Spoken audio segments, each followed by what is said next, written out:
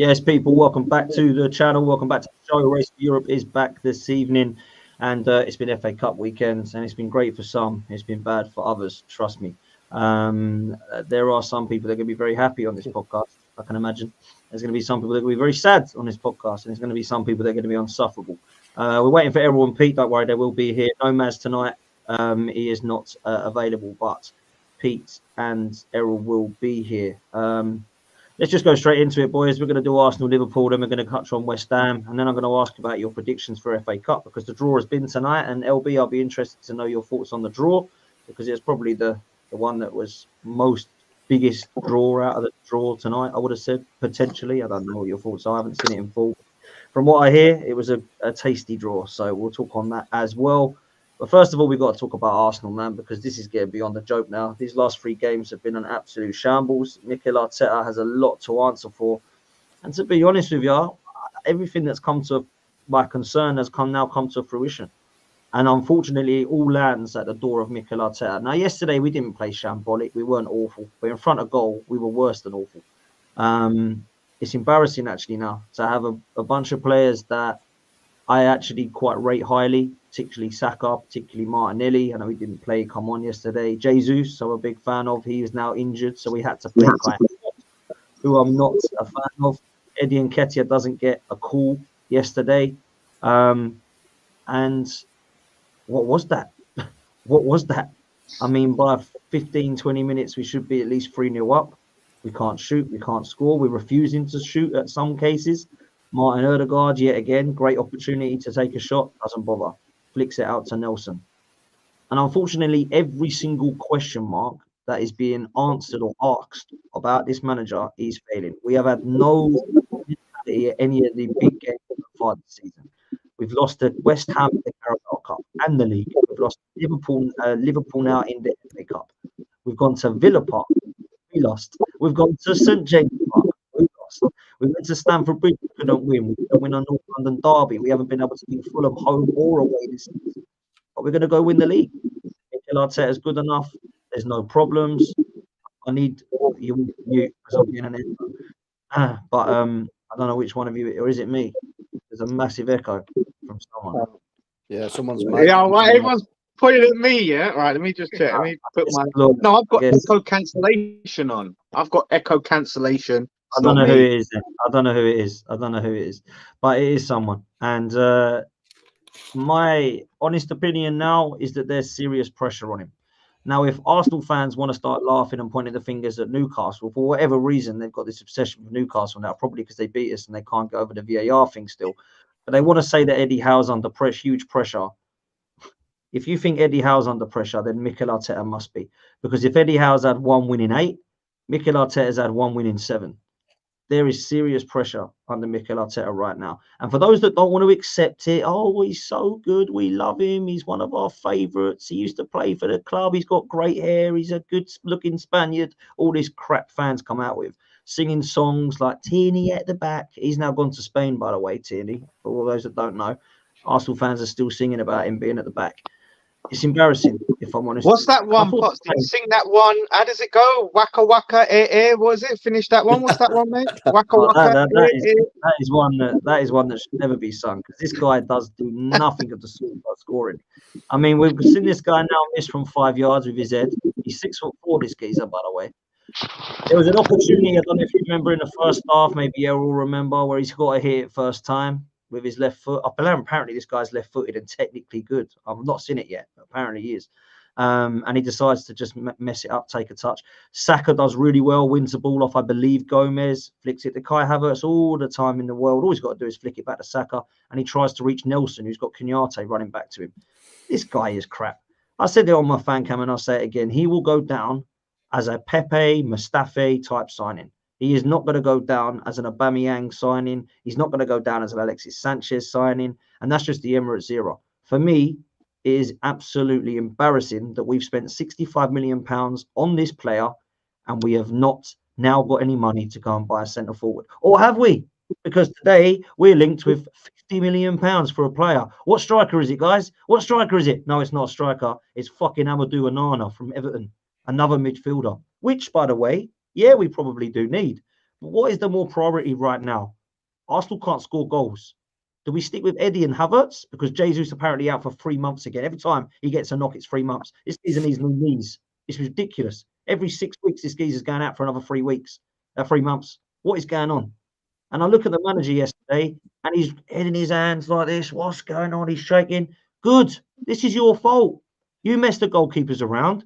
You didn't get enough strength in depth at the back. You didn't complete the department of defence, midfield, or striker in the window. And these are your players. So don't cry that, oh, these are Arsene Wenger players. These are Unai Emery players. These are still used to tactics from Unai Emery. These are still Wenger rejects. They're all Mikel Arteta's players. So the manager needs to look at himself in Dubai, look at his team, look at what we need, get together with Edu, who must have targets, and go and sort this mess out. Because these people are saying this isn't a crisis. I see Robbie saying this isn't a crisis. No need to panic. Let's just chill out. What the hell are you watching? This is ridiculous. If you're going for top 4, it's no crisis. We'll get top 4 this year.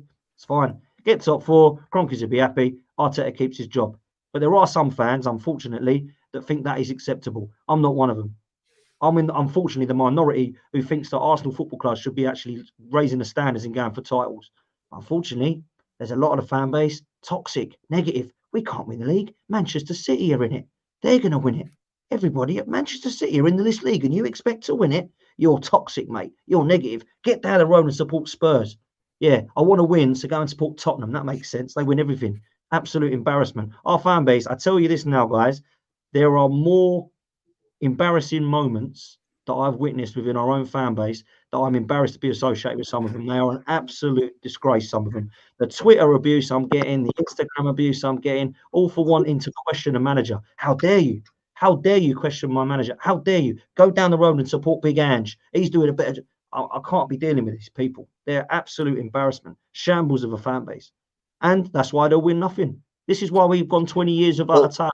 30 years without a cup, 30 years without a European trophy, because the fans like that accept mediocrity. Don't matter. FA Cup, we've won it 14 times. On to bigger fish, on to the Champions League again. Sorry, LB, go on. Here's one of the problems that you're facing at your football club, right? Is your decision about whether you want Arteta in versus Arteta out has it's not just a general conversation where people can have a conversation. It's like you're picking a side and you've got to, and what people are doing is people who are Arteta in, and by the way, you can still be Arteta in, that's fine, but they've nailed their, what's that phrase? You've nailed your something to this fucking thing. You know what I mean? Nailing your coffin. Colours, no, they've nailed their something about a match, just some shit like that. But essentially, yeah, what they're doing is they've gone along with this process for 4.5 years. And what they're coming to realize is if it doesn't work, it's too far in. And the problem is, if they come to the realization that Arteta isn't the manager, they've then got to accept that the last 4 years has been a complete utter waste of time because you've wasted the process. And they don't want to accept that. They don't want to accept that. And this is the problem when you go for processes and project managers. You better get it right, because if it doesn't get right, you kind of wasted your time. Now, if it was me, I wouldn't sack him right now. I'd give him to the end of the season. But at the end of the day, he spent nearly 700 million quid. If you look at some of the signings that he's made, he's wasted probably about half of it. Some of the signings have been absolutely abysmal. Yeah, and now he's not signing a striker. He keeps on playing Havertz, who's rubbish. I can't, people say, yeah, but it's not his fault that Jesus doesn't score open nets. Well, it is, because everybody knew that was the case when you signed him. I could have told you that when you signed him, that he misses open nets, because he did it for City. He's not a clinical striker. So it is on him. It is on him. And listen, you said that. Well, and Arteta was at Man City with him, wasn't he? So Arteta would have been on the coaching staff. He knew. There's a reason, Lawless, we sold him. It's because he's not clinical in front of goal. And you just said there a minute ago, Dan, that yes, you will get top 4. I mean, I won't be so confident. I mean, I expect you to get top 4, but listen, Spurs have done a remarkable job with all the injuries they've had. If they can get through the next 4 weeks, because obviously they've lost a couple of players to the AFCON and the Asian Cup, if they can get through these next 4 weeks, if you guys don't pick up your form quick, then there's no guarantee you'll even get top 4. So let me ask you a quick. Actually, let me ask the panel this. Right. Breaking news: your managers have all just been fired. Everybody on this panel no longer has a manager. Raise your hand if you would hire Mikel Arteta tomorrow. Go on, Billy. I rest my case. Billy, you don't want the process. You sack Emery and get Arteta. That's what Arsenal did. That's where, you know what I mean? You can go and do that process. I'll let the Emery process finish first. Too right, Billy. Too right. See, none of you, and without being rude, like there are some teams on this panel that, of course, I respect. But there are some teams I look at and think, we're on that level, really? And you don't want my manager. That says it all to me, right? That says it all. He's talking about you, Dan United. He's talking about you. I knew that, mate. That's why I just. See, and look at Dan United. He's got Ten Hag, and he'd rather keep Ten Hag than get Arteta. Ten Hag, who's not conceded a goal in 2024 unbeaten. Yeah, you're right. I will keep Ten Hag, mate. Oh, yes. Best defense in the FA Cup. Eras. It's all about eras. It's all about eras. Arteta's done a lot of good. Do not get me wrong. He's done a lot of good things. I'm not going to say he's been a shambles, but there is a lot that he's done wrong. And it is okay to concern or raise concerns, question a manager. It's justifiable. If we finish top 4 or outside of the top 4, he's got to go. If we win if he wins me a Premier League or a Champions League, I'll hold that and I'll say, do you know what? I got things wrong. I had my concerns. Maybe I was being overreactionary. But until that happens, I think it's justifiable to question whether this guy can take us to the top. Unless we are a club that just wants to get top 4. And if that's the case, why did we sack Wenger? Because we may as well have kept him. He got us sacked 20 years in a row. Can I ask you a question, bro? Last week, a question was asked on this panel and you kind of mocked it. I'm going to ask it again. Do you have a better front 3 than West Ham of Kudus, Paqueta and Jared Bowen? So let me explain why I mocked that question. Because on form, West Ham have a better strike force than us, right? That's what I said, and I agreed with that. In terms of the actual talent per player, I'm taking Arsenal's front 3. But you know why, Potts? But guess what? Guess why you say that? Because at one point they showed form, and that form caused you to recognise their talent, right? Now our players are in form. So it was their form that got you to say, oh, they're so brilliant. They're so brilliant. Now they're out of form. So you can't sit there and say because they was in form once, they're these brilliant players that, how could West Ham have a better form? I understand what you're trying to do, but you're talking crap, bro. It's form. No, you are. You're talking rubbish. You're talking rubbish because they ain't been in form once. Martinelli's been good for the last 4 years. Saka's been good for the last 4 years. They've been fuck off. Martinelli, 4 years. Martinelli. And you're telling me, okay, let me ask it differently. I'll give you some. Paqueta and Kudus been brilliant for the last 4 years. No, they haven't, right? So we are not comparing. Yeah, they have. Of course they have in other leagues. Yeah. So you think Kudus has been better than Saka for the last 4 years? No, I'm saying he's been quality. He's laughing because he knows it's a stupid question. No, I'm saying he's been quality in other leagues. LB knows what he's doing. He's trying to throw in a bomb there. That's what he's trying to do. But was Saka not shit second half of last season? Okay, let me ask LB this. Pep Guardiola has a choice of those 3 players. He has to pick them all as a front 3. Yeah? He is not picking Kudus, Bowen, and Paqueta, bro. No chance. I'd pick them 3. Over Saka and Martinelli, you'd have Kudus and Bowen. I'd have West Ham's front 3 over your front 3. Right now or in general? If you could sign 3 of them, you'd sign those 3 over the other 3. Just in general, I would. Okay, explain why. Well, Paqueta for me is probably the best player out of all those players. I think he's better than Saka, he's better than Jesus, he's better than Martinelli. He's the best player you've got. I think Martinelli is over it. You just said he's been good for 4 years. This year, he's got 2 goals, 2 assists. Last year, he got 15 and 5. I'll give you that. The year before that, he got 6 and 6. The year before that, he got 2 goals, 1 assist. So he's had 2 decent years, and one of them was pretty average. I think Saka's... the first year he got 2, that was because he was playing in the reserves for the majority of it, because he would just come to us. But he's been brilliant for 4 years, apparently. You just said he was brilliant for 4 years. Yeah, he has been good for 4 years, yeah. In the reserves, yeah? In the reserves. No, he has been good. If you're telling me that you didn't look at Martinelli and think, he's awful. He looks terrible. Then you're like, but no one's saying it. Honestly, Saka as well. They have been quality for the last few years. There's no denying the fact that those 2 players have not been the issue. Look, you're both smiling because you know you're talking crap. No, I'm smiling because you're contradicting yourself. You said he'd been mid for 4 years. You two are trolling. I get it, right? I get it. There is no way you can sit there and tell me that you would rather have, as signings, you're buying Kudus over Saka. I like Kudus, by the way. I think he's quality. You want him over Saka? You think he's a better right winger than Saka? I think he's got more to his game. than Saka. I think he could play more positions. What, He's more 10 games at West Ham? Oh yeah, but you ask him to make a decision. I'm making my decision. Sorry, he played for Ajax as well, didn't he? He played for Ajax, didn't he? I'm sure you both watch the Dutch league like you do the Premier League. I'm sure. Fucking hell, this is embarrassing. Lawless probably did after last. Yeah, but come on, man. My point is this: you're trying to blame the players. You're not blaming the managers. You guys don't think it's Arteta. You think it's the front three. Is that what you're saying?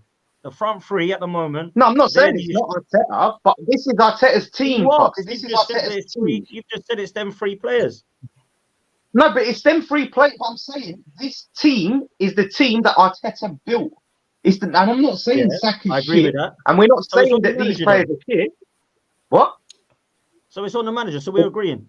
The players. Yeah, I'm saying, but what we're saying at the same time is the players are arguing about them as well. And you have to accept that as a front three, collectively, we've got the better front three. Because who are you taking right now? Jesus over? Who are you taking? Yeah. Who? For me, I would say, you got. For me, I'm tipping my side to West Ham here because I would take Kudus and Paqueta. You're trolling.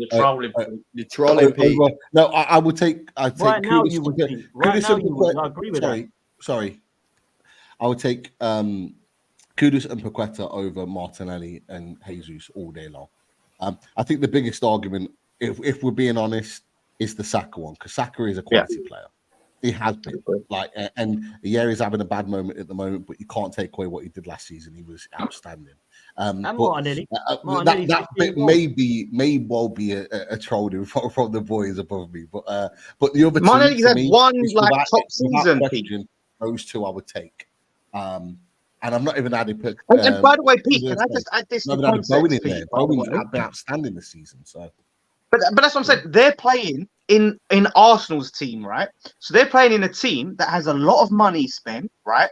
That has higher expectations than West Ham. That were playing front foot football last season, right? Attacking football. Let's put some context into it. That our front three are doing this in a defensive team, right? Defensive team, while this team are the Man City's biggest threat to the title, right? Moisey, big up Moisey. So imagine our front three in that Arsenal team. Take our front three and put them in your team. You'd be top of the league, 5 points clear, mate. You'd be top of the league, 5 points clear. So let's not. So you're saying Arteta could get a tune out of them, then Lawless. You're contradicting yourself massively, brother. No, I'm not. What I'm saying is. What are you talking about now? Because you put attackers in the Arsenal team, and Arteta's getting us to the top of the league. Are you? But what I'm talking about is you put those players. So look at what our players are doing in a defensive team, right? That don't have much of the ball. Put them in a team that is going to see a lot of the ball. They're going to have more chances. You give Paqueta, Bowen, and Kudus 30 chances. Yeah, you think they're coming away with 0 goals out of that game? Do you think that? Really? I agree. Come on now. I do. I think if you put those players in your Arsenal team, I don't know. They tear it up. I agree with Lawless there. They would be United. You would replace our front three with West Ham's front three. If that was Newcastle's team, you would get rid of Martinelli and Jesus, and you would hire Bowen and Paqueta. Well, to be fair, you could choose any two out of those three. But I genuinely would think that any two out of those three would perform better than what Martinelli and Jesus are in that. Saka's the only one that you could look at and say, yeah. Saka, I'm not. Why not? Saka has been out of form for a year, though. He has been out of form for a year, a whole 12 months, Potts. He's not been playing very well. He's had games here and there, but overall he's had a year of poor form. Errol, man. Because he's not as good as you think. He's not as good as you think. Errol wants to move. Errol wants to wax lyrical, lad. I missed him on the watch along yesterday. I'm in my plane. I'm waiting to Hey, I'm just chilling. I'm gonna let you do your thing. You just tag me in when you want some football conversations. Oh, last season there was none of this. Look at this guy. I'll tell you why I tag you in now, bro. Because for me, I'll be interested to know your thoughts on yesterday's game from a Liverpool perspective. For the pure fact, Reels me in all the I want to time. know why Arsenal did not win that game, and whether you think that the front three are rubbish and that they need to be sold like Lawless does and bought by West Ham's players, or if it was actually the manager who can't get him performing. Do you know what? Right, I'll be honest with you. Arsenal bopped us all off the park in that first 40. Well, do you know what? First 35 minutes, we just couldn't seem to get out. The patterns of play that Arsenal were playing, the way they was knocking the ball around us. I thought out of the front three that you had on, it was Nelson that impressed me the most. Maybe that's because I've not seen as much of him as the others throughout a couple of seasons. But it was shocking for me. One of the things I said, I was talking to someone about it yesterday, and I actually turned around to them and said, Arsenal have got their steel back. And what I mean by their steel is we've come up against Arsenal in the years gone by where they've had individual mistakes, they haven't looked confident, and they haven't really looked up for the fight against the Liverpool side that when they're on it on the day will match them for whatever they've got. The only thing that I did say as a caveat to that was they just looked blunt. We weathered that initial 20-minute storm. Trent licks off the bar, and I thought, okay, Liverpool will get chances, but what will Arsenal do between that? Will Arsenal take the game away from us before we even really make a stake in the game? And I wasn't happy with that first half. I thought the first half we massively underperformed. We gave Arsenal far too much respect at their own ground, and it could have been a bloodbath in those early phases. I'll be completely honest with you, but the confidence I took from it was 0-0. It was 0-0 at half time, and I knew we couldn't come out as bad as that. Now, the one thing that I will, because people can still make mistakes, players will still make mistakes when it comes to missing goals and missing opportunities and missing chances. The one thing where I do place a little bit of blame on Arteta, and I said this to the group chat last night, so it won't be surprised that I reiterate it here, is Klopp seen in game yesterday that something wasn't working up top for Liverpool. We wasn't creating enough. We wasn't getting the players that we wanted on the ball enough. I didn't think Gakpo particularly had a good game through the middle, and I didn't think McAllister had a good game in the centre of the park. He identified that pretty early into the second half when he hooks both of them. I was happy to see those changes, but he made some half-time changes without having to change the 11. Shifts Diaz over to the right-hand side, sticks Núñez further out onto the left again, swaps him with Gakpo, I should say. And from there, you can see that we start to get a little bit more of a stranglehold of the game. We come out and we instantly looked a lot more threatening. And it's in those little tweaks, in being able to identify, actually, you know, how many chances can we miss before we get punished? Because I'll be honest with you, Potts, that performance from Arsenal yesterday is very reminiscent to how I've seen Liverpool play against teams year in, year out under Klopp sometimes. And one thing that always comes back to bite us on the arse is we don't finish our chances, and the other team will go up the other end of the pitch. They'll have 2-3 of their own. They'll be really easy chances, and they bury them. And then all of a sudden, you're climbing up, and you've got a hill to climb because a team have absolutely sucker punched you. And that's how when we get beat sometimes, they're the type of performances that typically end us costing us either 3 points or knocking us out of a cup competition. So I started to get confidence, and then I also texted somebody after 60 minutes and said, as soon as Jota comes on, you've got till Jota comes on to score, because if you don't score before Jota does, it's going to be him winning the game single-handedly on his own. And his change, as well as Gravenberch's change, made a big difference to us yesterday. And I think it's in those moments where if you're going to question Arteta, you've got to look at those fine margins where you say, the experience of a manager that knows when something's not working, he can tinker and just twist his team ever so slightly just to bemuse and bewilder the other opposing manager in the side, more importantly. That can be the cutting edge that you need. It doesn't always have to be roll the dice and go to the bench and look for an Nketiah, but it's just a little tactical tweak here and there that might just get an extra 5 or 10% out of another player, or he's already identified a weakness in the likes of a Kivior. Put Diaz on Kivior. Let's see if he roasts him instead. And those little moments for me are the moments where I think that shows what a world-class manager is capable of doing, versus what someone like Arteta, who aspires to be world class, and you can't knock his aspiration. Like let's have it straight. He wouldn't go to Arsenal as his first fucking job if he didn't think he was the dog's bollocks. He wouldn't. He's got to back himself to a degree. So by doing that, it's in those moments. He's still learning on the job, but the pressure is so high. And I've been beating this drum since the end of last season with you, Potts. He's built a rod for his own back. And you know why? Because he might know Arsenal internally, but who knows the Arsenal fan base better than rival fans watching Arsenal content for the last 6-7 years? We know what yous are like. Yous are too predictable. Yous get far too gassed off the littlest of things, and yous overhype it, and you tell us you're back. And then as soon as shit goes wrong, you spit your dummy out the pram, and it's get rid of this manager. We can't do it. No more process. No more cycles. I want him gone. And let's face it. It's calling you out. No. Let me just finish it. Your fan base are going to be the reason, or one of the biggest reasons, that you cannot accept where you currently are. Last year, you overextended yourselves, and instead of just dampening your expectations and saying, right, let's re-establish ourselves in the Champions League, same way Liverpool did. We flew to a Champions League final, thought, great, we've got to go push for the title. Still wasn't ready to push for the title, but we went back for the Champions League. You've got to re-establish yourself sometimes and get a foothold in whatever competition or whatever league you're going for before you end up saying, now it's time to challenge. You had one good season knowing exactly how difficult City are to catch and thought you could sustain that for the next 2-3 seasons because your young players were getting older. It was never going to work like that. And I'm sorry to be the guy to tell you, I told you so, but I told you so.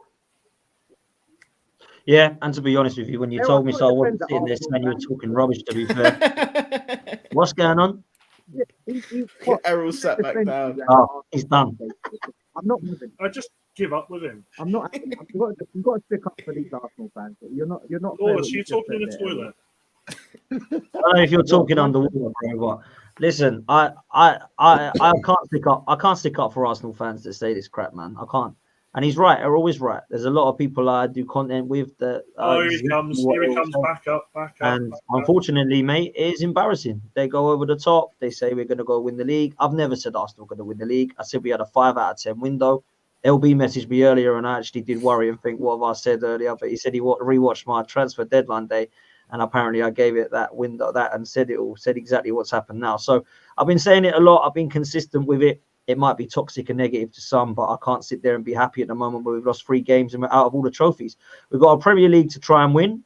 Klopp is a much better manager than Arteta, and he's won it once. It ain't going to happen. We've got a Champions League to win. Pep Guardiola, Carlo Ancelotti, Thomas Tuchel, all coming up against managers like that and teams that are much better than Arsenal, in my opinion, in that competition. So we ain't going to win that. So it's going to be a trophyless season. So now it's going to be how we go out of those trophies that's going to keep him, in my opinion, because if we get top, can I say, Potts, if you can hear me where you're wrong and where Errol's wrong on the fans, is it's not wrong for fans to have expectations at this stage that you should be competing for the title, because what was the process then? Do you know what I mean? Like where that process should be by now is you should be winning. Agreed.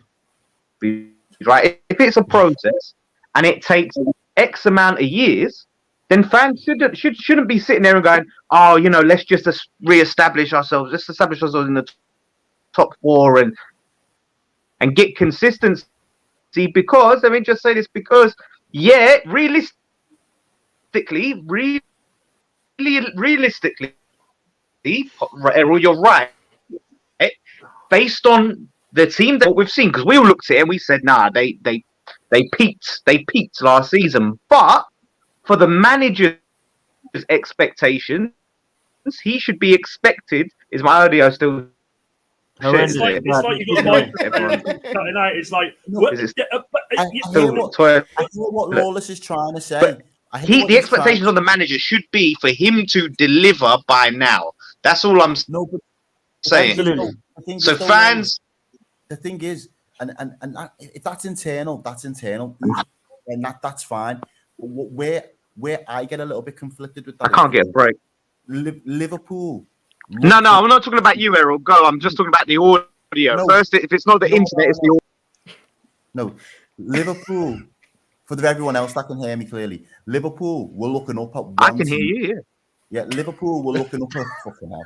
Liverpool were looking up at one team in Manchester City at the time.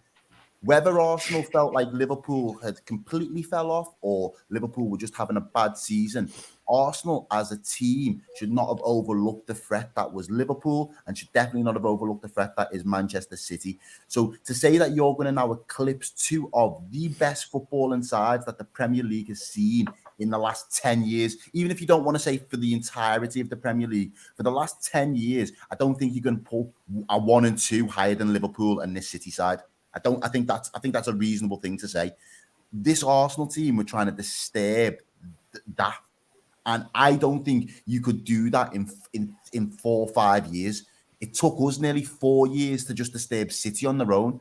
So to disturb a team that's been all I'll say, Errol, all I'll say before is very difficult. So no, I'm not saying be just happy. I'm not saying just be happy getting Champions League qualification, but establish yourselves within the Champions League for 2 seasons. Get that extra, because remember, Arteta hadn't played. Arteta had been dumped out of Europe quite embarrassingly in the Europa League a couple of times.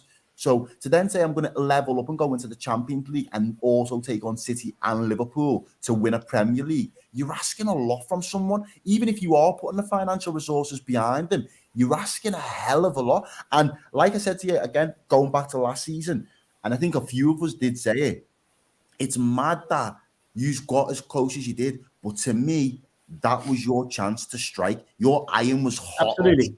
If you didn't strike last year, I didn't see it happening again for a while, simply because what I've already stated before about where your fans would end up taking your team. And then on top of that, I also had a little bit of confidence in the fact that Liverpool may eventually come back and disturb that balance of you and City again. So you were asking a lot, and I think the main takeaway for Arsenal now is, as a team, there's still a chance to salvage this season for you. But as a fan base, you need to, and you will never really be collective, because even since back end of Arsenal, bro, we will never unite, man. Wenger times. This is all like, do you know what? I started seeing toxic posts again, which were people arguing and fighting again, just like we saw when Wenger was in charge, and we've come all the way back round again at the moment. And that's what happens with the fan base. They can't unite. There's always got to be a villain. There's always got to be a hero. It's very, very odd how it works. We can't be united about something when actually we all want Arsenal to win. But everyone has a difference of opinion, because they can't have a debate about it. They have to argue and slag each other off, get personal, block each other. It's a mad thing, man. It really is a mad fan base. But before I come to Lawless on West Ham, who clearly must have won 5-0 yesterday, the way he's acting. Can we mention a Liverpool player? No. Can I before, Errol? And I do want to mention this. Mention two, because I've got 2. You can mention the one that I don't mention then after. But I'm going to say it now. I think from the football I've watched this season, the best player this season has been Trent Alexander-Arnold. For me, I've been so impressed by everything that he can do on the football going forward. And I know people will say he can't defend, and I don't really want to have that debate again because I'm bored of it. The footballer is unreal, man. The guy is a generational talent. I've told people I thought he was world class. People said I was an idiot for saying that. I think he is. I don't see anybody in his position that I look at and go, wow, like I do him. His delivery and set pieces are unreal. The cross for the goal is just exceptional, man. I know it was crap from Kiwior. Don't worry about how it went in. That delivery is ridiculous. And I think he deserves a lot more credit than he gets, man. The other player I mentioned is Cant over the last few games. I think he's been class. But I'm going to say Trent Alexander-Arnold has been the best player this season, in my opinion. But we'll debate it. Go on, Errol. No, I couldn't have said it much better myself. You're gonna get no argument from him, are you, Potts? Let's be real. I thought I might have missed someone. I thought I might have missed a player he was going to bring up. No, Cant. I thought Cant was an absolute man mountain yesterday, and I thought he was quality at Anfield, Errol, as well against us. I thought he was. The really impressive thing with him is obviously not having any Virgil van Dijk alongside him, but he's come on this season. I think the only thing that will really hamper him as an individual is his injury record. If he can get 2 good seasons under his belt without having a big major layoff, I think you are looking at one of the better young centre-backs in this league. I really do put him in that bracket. He's the firefighter, so he's a different style to a Saliba. He's a different style to a Van Dijk. But what he does for our team, there aren't many.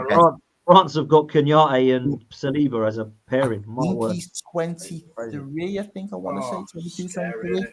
Still learning, isn't he? Saliba and Kenyatte, man, as a pairing for France. That is a beastly pairing, that. Jesus Christ. It made me laugh yesterday because, as I said before, that type of performance is very not like Liverpool, and it couldn't have happened to a nicer team in Arsenal where he's absolutely give it everything. There's Klopp fucking putting the kids on because he doesn't want to replay.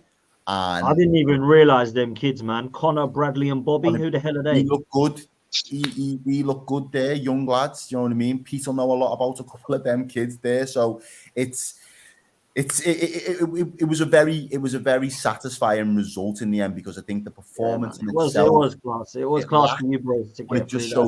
It just showed a little bit of grit. So I've got to give a lot of credit to the Liverpool lads. Yeah, I thought Klopp was throwing it, man. When he put them kids on, I was like, right, guy don't want the FA Cup, and then he actually got better. I thought when he put them two on, man. Well, do you know what it was? Do you know what? There's a flip to that as well, though. Do you know what a flip to that as well is? Mikel Arteta probably thinks, I'm going to Dubai next week. I don't want to replay. I better lose this game, and otherwise I'm going to have to bloody replay. It could be that as well. No, I'm of course joking. He put the two kids on to basically just mark Martinelli out the game. He let Trent go. And he did. Is it Bradley? I don't know him, but he marks that on Martinelli, man. And Martinelli was trying to do all of his bits and pieces, and he was playing well, man. Conor Bradley. Listen, we've got to move because we've concentrated way too much on Arsenal. LB, I know you've not got long. FA Cup before we go on West Ham. FA Cup, LB. Man City's. We got to score a goal at Spurs first. We've never scored a goal at their stadium, so that's not the ideal draw. What do you think of that draw? Is that a crap draw for you?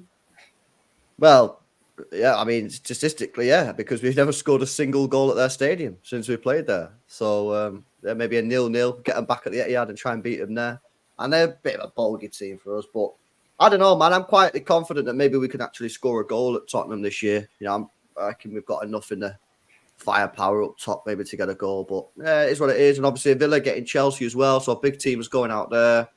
So yeah, listen, I mean, whoever wins out of City, Tottenham, whoever wins out the Chelsea Aston Villa game plus Liverpool, you'd think one of them are going to be favourites. So what are you talking about, LB? What are you actually talking about? You're talking about Chelsea as a top team, as a potential favourite. This is 2024 in the semi-final of the Carabao Cup as well. Chelsea. The top team. Well, I'm not being funny, but you know, a certain team bottled it against them. You know what I mean? But you get those shit teams do make their way through. You get them. It's the magic of the cup. That's why they're there. They're magic of the cup. But let's not talk about Chelsea as if they're one of the top teams right now. They're one of the shit teams. You know what I mean? They're not going to be favourites for nothing. You know what I meant, though. You know what I mean? Yeah. If they manage to get past Villa, yeah. Yeah. No let's just get past Bristol City first, eh? Whoa. What are we doing there? What's going on there? What's that about? What are we going to talk about, West Ham? Listen, I'll tell you what. Bristol City are a tougher team than Chelsea. I'd rather draw Chelsea than Bristol. I'll tell you that. There's nothing to say to that, is there really? Well, I mean, I'd rather get Bristol City, but still, it is a shambles. Bottle it to Bristol over Chelsea. Wow. Whoa. You've just exposed your levels, my friend. No. We're not doing that. We're not misrepresenting the truth because our front three didn't play against Bristol. Who did? So what was your front three? Bowen and Paqueta did. Oh dear!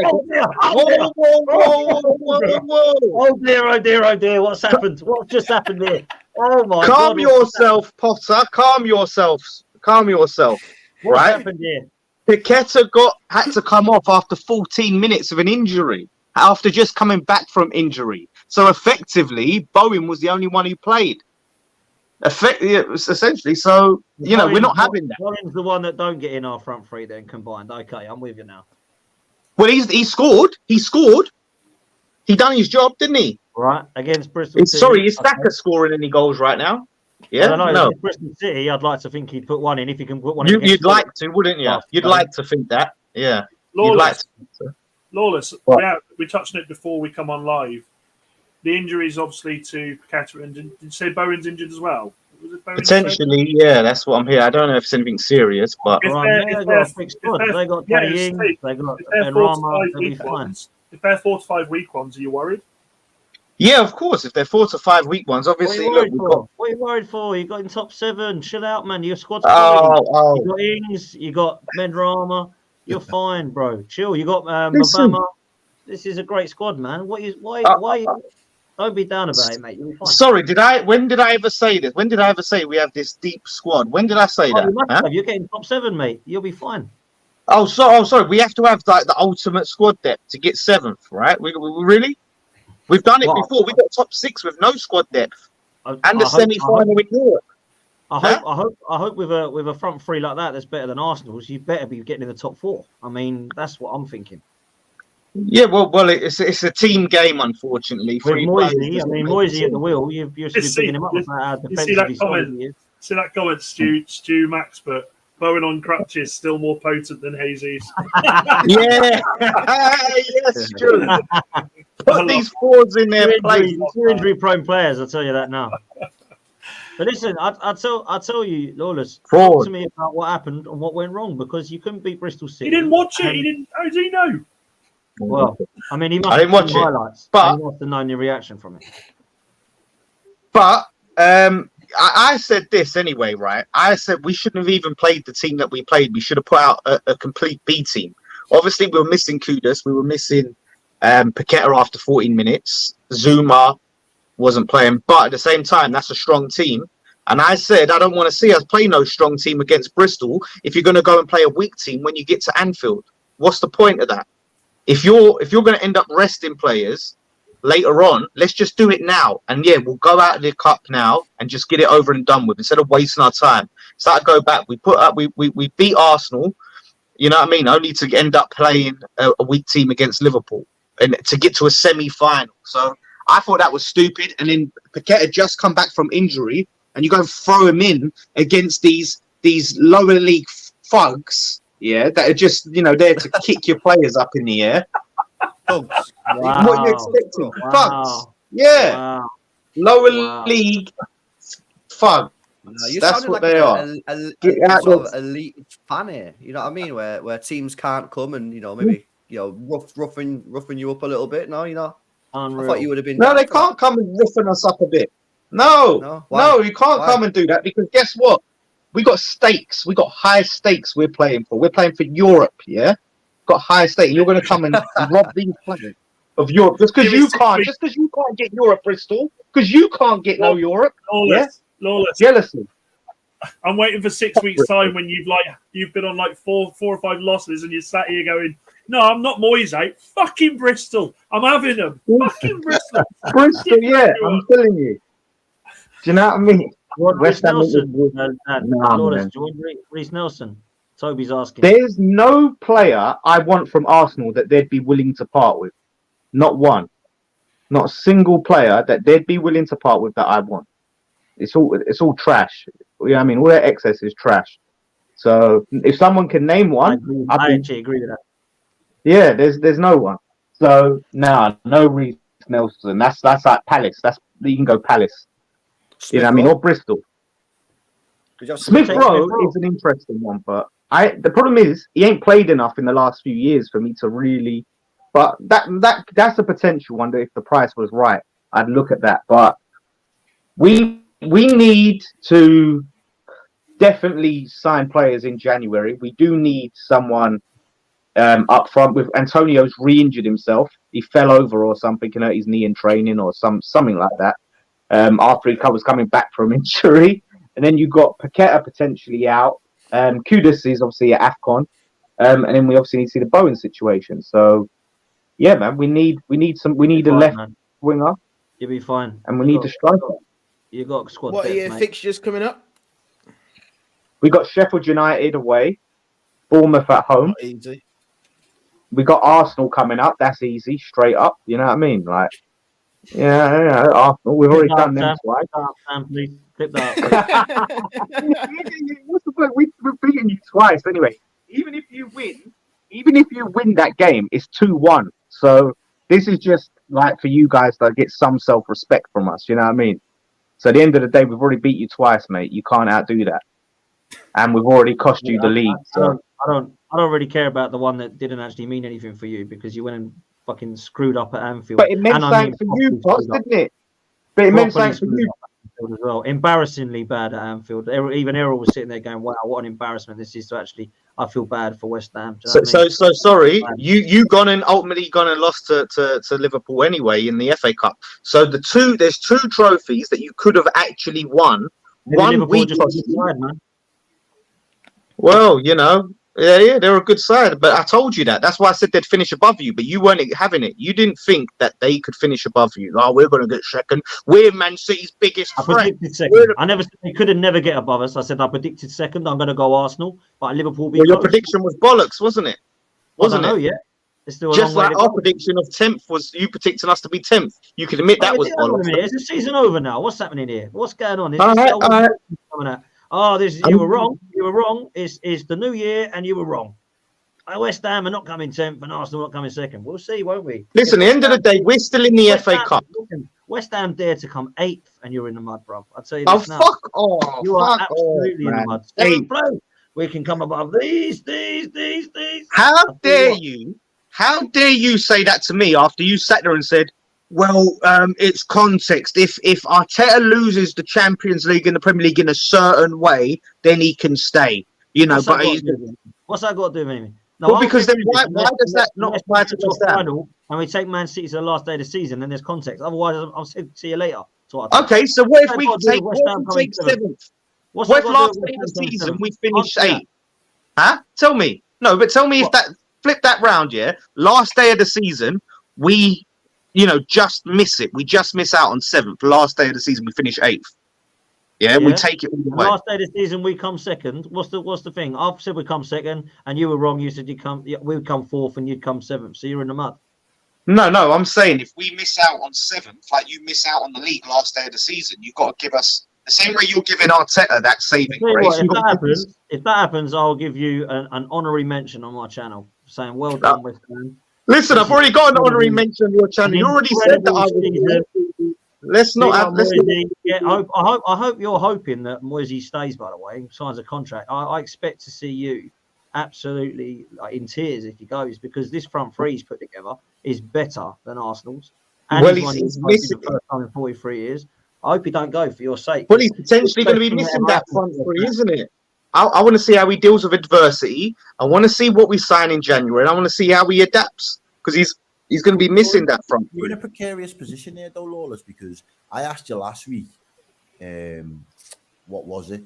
The teams, we talked about your fixtures, and the teams that you have got now, we'd have considered to be the teams that you'd look down at and expect West Ham to get a positive result against. Now that you've got additional injuries to the aforementioned front three, does that kind of give you an excuse if you then don't beat them teams, or is your team still got enough to beat them without your the big firepower that you had 2 weeks ago? I think there's no excuse not to go to Sheffield United and win. Like, there's no excuse. Whatever team we put out, they are dog shit, right? Bournemouth at home, yeah, like with a strong team, we should be beating them, but that's still. I think that's going to be tough either way without our front three. So yeah, it kind of does, but we've got time. When you've got this much time and you know your situation, we've got a transfer window to address it. No excuses there not to make something happen. So we're not short. And 2, Moyes has got time tactically to find an alternative. Now, doesn't mean that just because you've got that time, it's going to work. But I expect us to at least be competitive. And if we lose or don't win, it's narrow. You know what I mean? So he's got to figure it out. That's why he gets paid the big money. This is his time to prove himself. You know what I mean? You got to deal with adversity. Certain managers crumble under adversity. Mikel Arteta. Can Moyes do the opposite? What's Moyes got to do this year for you? Win a trophy? Or get Europe again. What Europe? What Europe? Seventh, you mean? I'd take conference, because still they're the Sevilla of the Conference League, I believe. Lawless. Yes, we'll be the Sevilla of the Conference League. Sevilla of the Conference League. Could you imagine? We'll be the most dominant team in that competition. You still, if you go through in Europe, in Europa League, you still want Brighton over Liverpool. Liverpool over Brighton. No, do you know we've beaten the Brighton curse, so I'm willing to take Brighton now because we've got 4 points off them this season. Can you not, instead of making that excuse, can you not just say it was a stupid thing to say in the first place? No, it was no. It's not. If you're a West Ham fan, and the West Ham fans in the chat will all agree with me, before this season we hadn't beat Brighton in 10 years. 10 years since the Championship days. So there was nothing stupid about it. There's no way I wanted, at that point when I said it, no way I wanted any smoke with Brighton. Now we've beat the curse. Let's bring them on. Lawless, is there any word on all jokes aside, the contract situation? Has there been anything said about it at all? Because I've seen nothing. Yeah, it was just little. There was a murmur over Christmas time, and Moyes is like, "Yeah, look over it. There's no rush. Typically, Sullivan likes to leave things to the end of the season because that's what he's like. If things go to shit, then offer a contract and see where things are. So, yeah, I think it's going to be one of them. Surely, I mean, if you get, say you win the Europa League, say you win it, okay, and you get essentially it's Champions. Surely Moyes has taken them as far as he can go there. Surely. Nah, you got to give Moyes a go in the Champions League. Would you? Would you give it? I think he deserves that respect. He's won the Conference League. He's won I can't argue against that because if he does that, and I always said it's not about deserve, it's about what's best for the football club. But to have that success and that track record, then it's a stupid conversation. It's never happening. Oh, fuck off, Potts. To be fair, if you get Champions League, Lawless, you've got no chance of winning it. You're just a club there turning up, aren't you? Yeah, like a few teams here. That's what I'm saying. That was what you said last season. So I'm just it's true. But at the same time, like Pete, that you want to be there for the ride. You want to experience. Pete got to go and see his team play PSG, Dortmund, and flipping the other two. Who else was in your group? Imagine that group: Dortmund, AC Milan, fucking PSG. But at the same time, even though Newcastle finished bottom and are not in Europe, I'm sure Pete wouldn't trade that experience for saying, okay, let's have a season in the conference, so let's have a season in Europa League. He got to go and see his teams play, and I think did you go PSG, Pete, away? Yeah, that's amazing. I didn't go away. I was at the home game. The home game. Yeah. So amazing. You wouldn't trade them experiences for the world. So I would take that. You could have had those experiences if you would have stuck a Newcastle shirt on and kept it on, like you did when you were younger. You could have had those experiences. But this is the thing about me, Potts. I'm not a glory hunter. Pete and Lawless together at the football. I'm not a glory hunter. I supported Newcastle when they were shit. Yeah. And then they started. It's that way. Yeah. Yeah, then they were shit, and then things started to look up. They started to get Champions League, and I was like, "Nah, fuck that. West Ham are about to get relegated. Let's go and have some of that." You know what I mean? Because I'm so not a glory hunter because I grew up around glory hunters that I despise these Arsenal and Man United fans around me at school. That I despise these plastic EastEnders, right? So I wanted to be the antithesis of them. There's a little. What a word! That is a big wig for Lawrence. I tell you that is a beautiful word. Oh, I got a lot of big words. Trust me. I gotta let LB go because I know he's busy, man. Big up to you, bro. Big up to you. All the best, mate. Take it easy. All the best, bro. Yeah. Let's ask a question to the remaining panel, which will allow Billy, Pete, and Dan to come in. You're all happy, boys, I imagine. Well, happy, Dan. Now you're free against Wigan. One out of three has the best chance of winning this FA Cup or going the furthest in the competition. Man United, Villa, or Newcastle? Because I think that's a great question, man. Because I think all three have an opportunity to try and go for the trophy this season. I know Villa have got bigger fish to fry over at the Europa Conference League to win that, and of course the league that they're doing. But Man United needed something. I mean, trophy, just a couple of games would be nice that they've had of late. And obviously Newcastle, I can't lie, Pete, it's not been looking great in the last few weeks for you, bro. So Pete's going to say he doesn't want the FA Cups, he doesn't like it. But Billy and Dan, what are you both? What are you saying? No, honestly, who's going to get furthest out of three? That's a good question, I think. Well, Villa have only got past the 4th round of the FA Cup 5 times in my lifetime. So going off that track record, it's probably not going to be Villa. How old are you, Billy? You look littler or something. 22. Look littler. We're in with them fake 180s. You know what I mean? That's what he's trying to do. Mate, Well, Matty he Cash needs won to me watch some his cash, back. really, to be fair. Matty Cash actually won me some cash. I'll tell you that. I needed Who've Villa. Newcastle got in the next round? Manata. Away at Fulham. Yeah, I that's mean, tough. Ooh, tough. I mean, not an easy game. Potentially here, United could go further than Villa and Newcastle. We got Newport or fucking Eastleigh away, so. Oh, I don't know, Dan. I don't know, Dan. Hey, look, we did the business night. We turned up with a full squad against Wigan away. That is the state of Manchester United at the moment. Yeah. Gone are the days where we would turn up with the kids and give them a go. Tonight we went there full-blooded. It was okay. Hey, Ten Hag respects the FA Cup. No, Ten Hag's desperate, mate. He's desperate to keep his job. Really does, man. He clearly has to. He clearly has to. Can I just put up one of the best super chats of the night? That is absolutely brilliant. I absolutely love that. Absolutely class. The FC Pirate. The best is where Lawless's eyes are above it.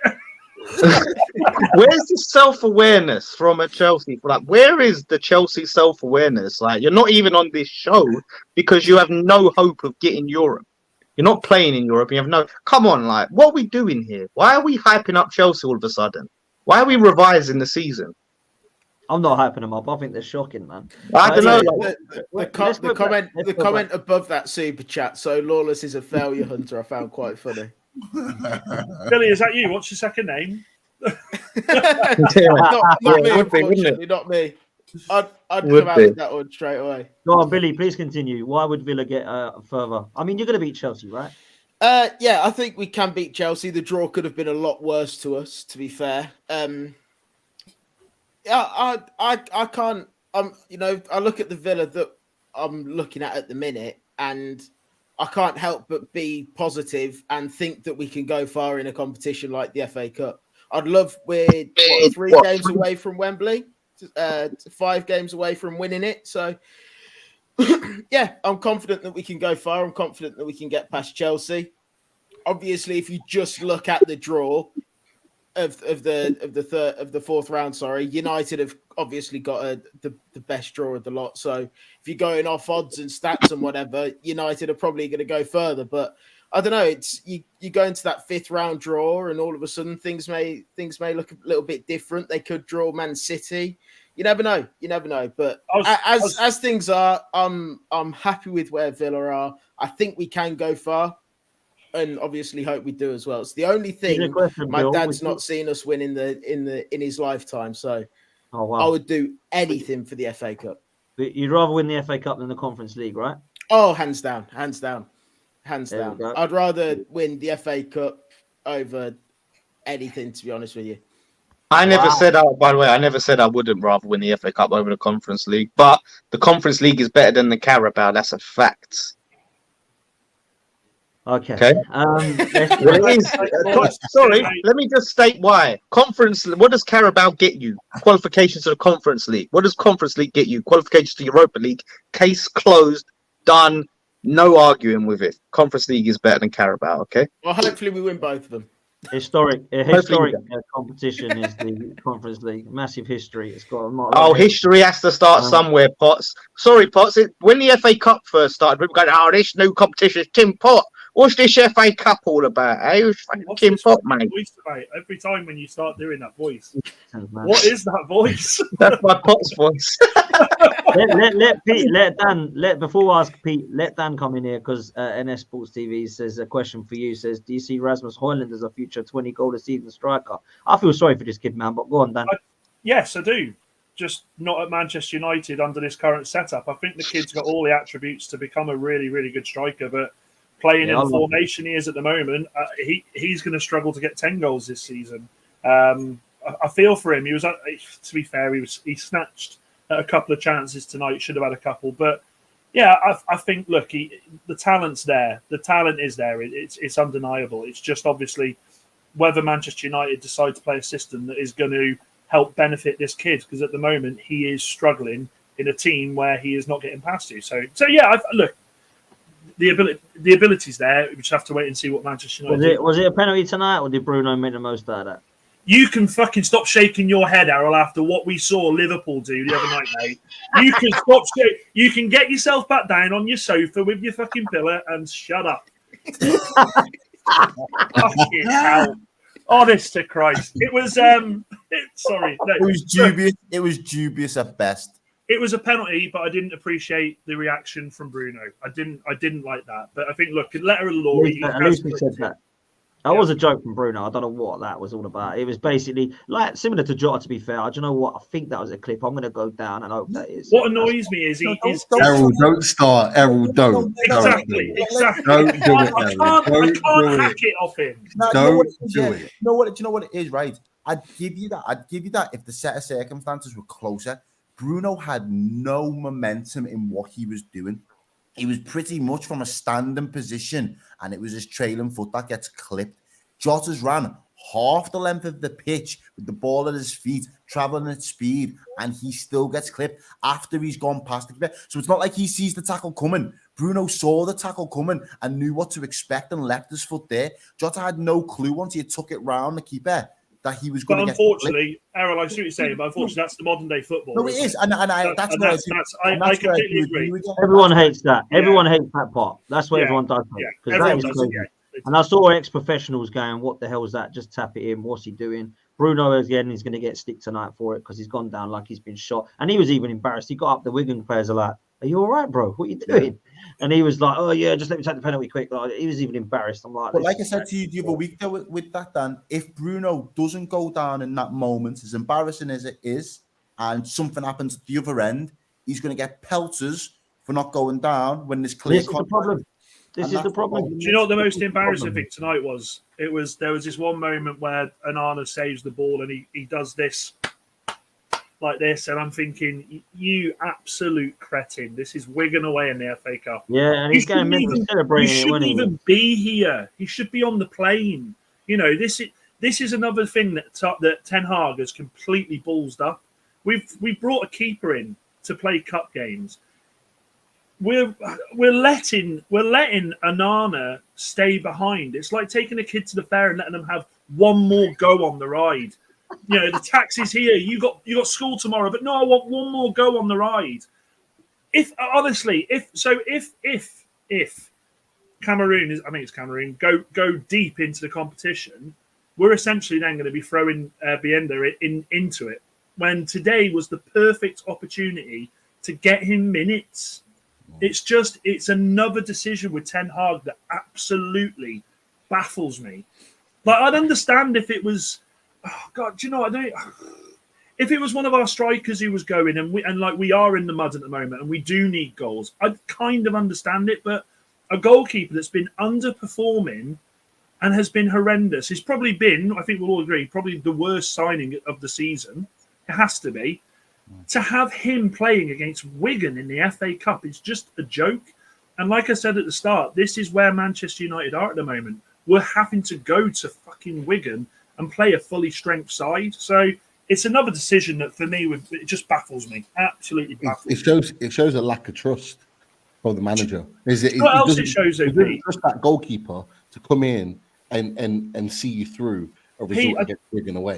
I don't even think it is. I don't even think it's that, mate. I think this is another case of the players, his players that he likes, being in his ear and saying, no, you got to let me play that. I need to play that game, and then I'll go. There's no way a manager, none of your managers, even Arteta, for all the crap you've given him, they'd be like, no, man, you're gone. You'll go into the AFCON. So I just, honestly, it pisses me off. It absolutely pisses me off. It was a wasted opportunity tonight to give the keeper, and actually this is another time of him overbacking Onana, because him playing him tonight is giving him that chance to get a clean sheet, to get this, get it right. No, this is where you play the other players. So it's just another fucking example of poor management again. Pete, as well though, when you say that it's a confidence thing, what does if Cameroon do go far, all of a sudden, if you're not trusting him in the cup against Wigan, and you have to throw him in the Premier League against whoever it is, how are you going to trust him in that game? And not just that, Billy, a confidence thing in the FA Cup third round against Wigan away. Man was at the Champions League final last season, okay? Confidence should be the last fucking thing we're thinking about. It just frustrates me. It frustrates me. Dan, you might fluke of the FA Cup though, mate. You never know. No. This is the other thing, right? I was going to say, I would have much rather just got Liverpool at Anfield. Just get it out the way now. Stop the false hope, because we'll beat Eastleigh or Newport away, and United fans will start going, hang on a minute. Might get a cup here. Did it last year? Yeah, man. Yeah, Listen, yeah. I don't know. I don't look at Man United and think anything positive at the moment. I think you've just got to start again and wait for Jim Ratcliffe to bring this guy in, Paul Mitchell or Dan Ashworth, whoever it is, and get things sorted and go through It's them. circulating, that is.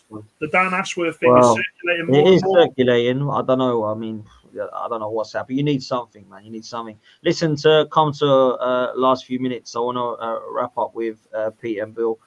Pete, I'll ask you two questions, actually. Obviously, FA Cup, great win against Sunderland. It was always good against beating them for you guys. But what I will say is, I know it was only Sunderland, who were doing well, to be fair to them, in their league. But I'm going to say it now, man. You know I love this player. I think Isak is ridiculous, man. And I say this. I think, other than Haaland, for obvious reasons, I do think he's the best in the league. I do think he's better than Watkins, Tony, or the other guys. And I like Watkins and Tony a lot, and I'd take them both at Arsenal. But for me, Alexander Isak was the guy I told you about. I was really hoping we'd go in for him. And he shows his class again, man, since he's come back from injury, Pete. I absolutely love the guy. Absolutely love the guy. And we are so lucky to have him. He's been playing injured since the last international break. He's been playing with a groin injury, and him and Wilson have just not been able to stay fit, but he looks back to his best. He looks sharp for the first time in a long time against Liverpool. He got his goal, well taken goal, brilliant finish, and then he's taken that into the game on Saturday. And yeah, Sunderland are in the Championship. Yeah, they're sixth in the table and all the rest of it, but they're our rivals, and we've been waiting 8 years for that. You boys look at any of your rivals, and regardless of what league or where they are in the league, you want to beat them. And it's on their patch as well. And there was no better feeling than putting them to the sword on their patch after 8 years of waiting. And yeah, it was a great feeling. You talk about confidence boosters, and we talked about Man United and various other things. That was a massive confidence booster for a number of players, because we, for the first time in a long time, regardless of the opposition, our individual players looked like they were fit and sharp again. Championship level. I'm joking, Pete. As I say, no, you're right. They are a championship team, but I'm not talking about the opposition here. I'm talking about the players. The runs that we're making, the way big for Trippier. Trippier, especially Trippier needed that for a number of players, Dan. But I'm talking about our players. We looked sharper. We looked like we'd had a week's training under our belt. We looked like we were getting back to where we were last season. I said it on Loaded Mag and UFC. I've missed a little bit of shithousery in our play. We did it a lot last season. We wound up a lot of opposition fans last season with the way in which we played and how we went about our business. We've been too nice this season. We've been too nice in our play. We were a little bit nasty, and we wound up Liverpool on Monday because of the way we played. And it reminded me of last season, and we got that back again on Saturday. But we got the intensity, we got the high press about us as well. And honestly, look, we've got two difficult games this month with Man City at the weekend and then Villa a couple of weeks after that. But I've said it before and I say it again, like one game a week now. I think getting a couple of players in this month will be back to our best. But Alexander Isak is an absolute top striker. Already 13 goals in all competitions this season. He's already got more than what he scored last season in lesser games this season.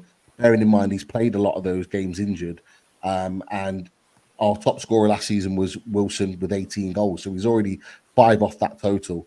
And for me, you know, his aim should be 25 goals in all comps. Is he your best player, Pete?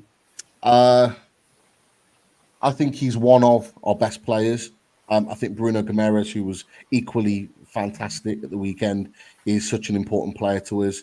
Having Sven Botman back in the team alongside Shaw, I thought both of them were excellent. Kieran Trippier. And I want to give a shout out to Miguel Almiron because he's been getting a lot of stick. Lots of Newcastle fans have been giving him stick. But you know what? I was really impressed with him. He set the tone, his press, his work rate. He nicked the ball for the second goal. You know, we need players like him playing at their absolute maximum if we're going to do bits in the Premier League. And yes, we've fallen off. We're ninth in the table. Things don't look great at the moment. But as we've seen with other teams in previous seasons, we'll go back to Liverpool, who were around a similar position at this point in the season. They turned it around second half and really went for it. Villa did something similar and ended up in Europe.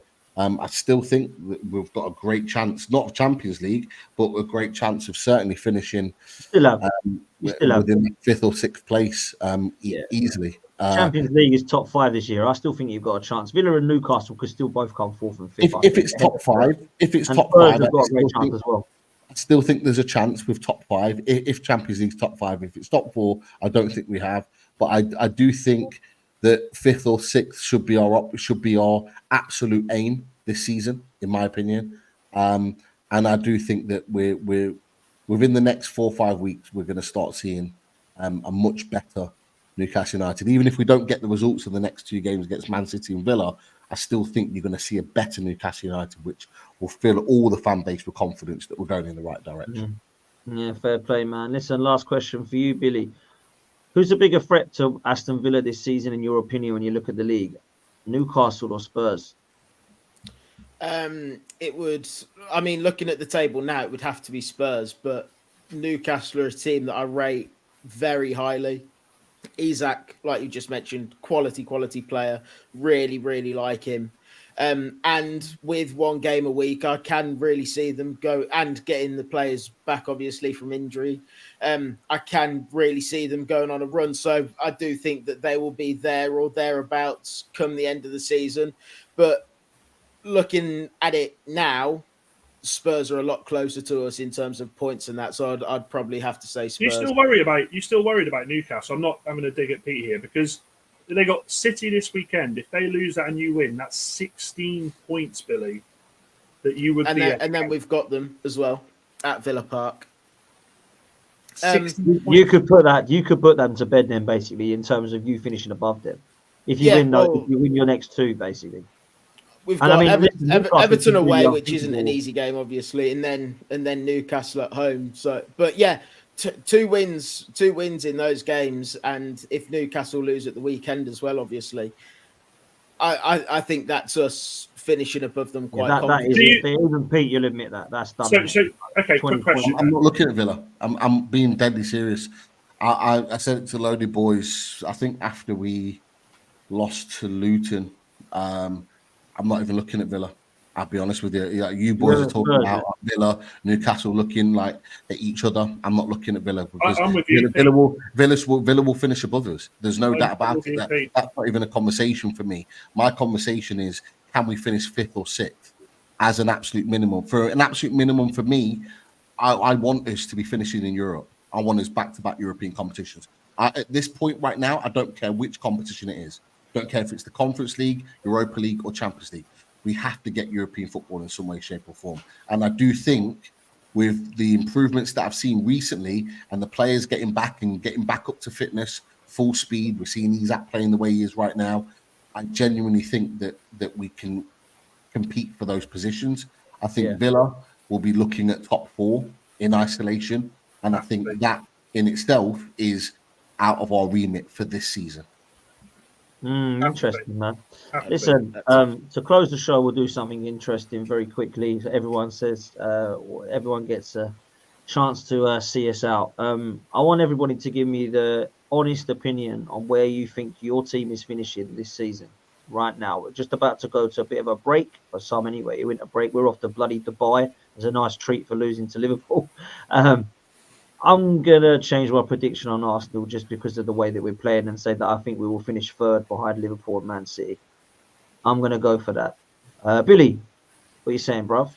I think we'll finish top 5. I would love to see us finish top 4, obviously. I think we've got as long as we can keep most of our players fit. I think the two biggest players that we've seen this festive period, Kamara and Louise, we need to keep them fit, certainly. Kamara's such a huge loss when he's out, obviously, with the red card he got against Brentford. And Louise has been in there. He's just not had that anchor there. He didn't play at the weekend, but it's so when he doesn't play alongside Kamara, and especially when we've got Tielemans out injured as well, it's so important that we've got someone, a ball-playing central midfielder to play alongside Kamara. If we can keep them two fit, then I'm confident that we can go on and reach top 5 at least, hopefully top 4. Obviously, I'd love to see us go on 2 cup runs, hopefully, in the Conference League and hopefully in the FA Cup as well. So yeah, we'll see where we are at the end of the season. But I think we can certainly finish top 5. Love to see us finish top 4 as well. I think Villa will. I think they'll get 4th. I really do. I think if I had to choose right now, I'll put Villa 4th and Spurs 5th, if I'm honest, the way I'm looking at things now. But it can all change. Everyone's changed about 5 times already. Errol, what are you saying? Liverpool, you going to go for the win or second, bro? Or third? Tongue in cheek, I said at the start of the season, we're going to win this shit quad. Realistically, at this moment in time, here today, Liverpool win 2 trophies this season. I'm just yet to decide which 2 that they take home. Do you know what 2 I reckon it will be? Europa League and Carabao Cup. And I'd take them. And I'll be honest when I say that. Of course you would. I'd take them, and I'd be I'd consider it to be a relatively successful season if we did that. That is a good season, man. 2 trophies out of 4. That's a very good season, man. I know Liverpool have got the standards of winning everything, and too rightly so. And I think you will go for everything. FA Cup, you could go win that, man. You could go win that as well. You could win all 3. I just don't think the league. I think Man City are going to go nuts in the latter part of this season, but only because they've done it for the last bloody God knows how long. Pete, go on, bruv. Have some chest, bruv. Go on. What are you saying? What, for the top 4? No, Newcastle. Where you finishing? Just give me a position. I think highest 5th this season for Newcastle. That's the highest I think we'll finish. Can we achieve that? Definitely. We need to pick up form very quickly, though. But I think we've got enough games, even after January, to pick up 5th in the Premier League. And I think that's the highest that we'll get. Interesting, man. Dan, I've gone 7th for Man United. What are you saying, bruv? I wish you'd asked me this after the Spurs game, because if we beat Spurs, it closes it down to 5 points. With the players we've got coming back now, so Casemiro's back, Lisandro Martinez is back, Shaw will be back, Maguire, Sir Harry will be back. We can finish 5th. We can. Of course we can. And I would snap your hand off.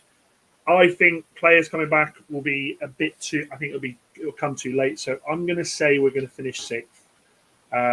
But I do think we will put a fight up. I think we'll put a fight up for 5th. We can't be this bad all season. The players that are coming back as well. I think. Look, if we can get the back 4 playing like they were last season, i.e., Wan-Bissaka, Dalot, Lisandro Martinez, and Varane. If Varane doesn't go this month, and Shaw, then it gives us a chance. So we can finish 5th, but I think we'll go 6th. Interesting, man. Interesting. Listen, do me a favor, people. Make sure you're smashing the like button. We've hit a couple hundred, I believe, likes, which is great. Let's try and get that up to another couple of hundred. Please, all you got to do is hit the like button, hit the subscribe button. We're creeping towards 14K already, people. That's amazing. So please make sure that you are doing that. Go support these guys as well. Make sure you go follow the Lawless at West Ham Fan TV and It's LB as well, who were both on earlier. Make sure you go follow Maz as well at Seagull Social. Make sure you go follow Billy, AV Billy, and Total Screamers Podcast. Make sure you go follow Solitaire Side Up on Twitter and Redmen TV. Loaded Mag and UFC and Dave's 2010 on Twitter and obviously on YouTube. And United First on all socials and TikTok. Big up everybody for being here. Massive, massive respect for all of your super chats and all of your interaction in the comments. Absolutely lit chat. Well over 900 of you in here at one stage, which is amazing numbers. So thank you so much for being with us. We will see you next time. Take it easy. We are out of here, people. Laters. Peace.